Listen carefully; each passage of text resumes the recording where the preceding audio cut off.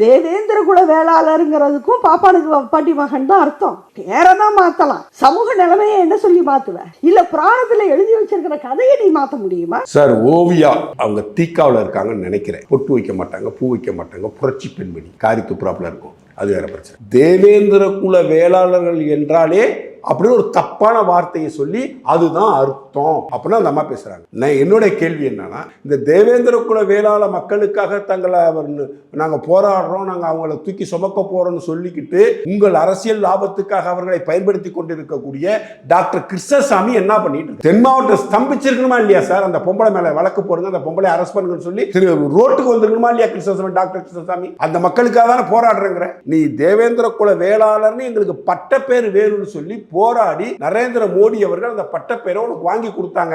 அப்படிப்பட்ட பெயரை ஒரு கொச்சையான அர்த்தம் தோணிக்கக்கூடிய ஒரு பொம்பளை பேசுறா. திரு டாக்டர் கிருஷ்ணசாமி அவர்கள் என்ன பண்ணிட்டு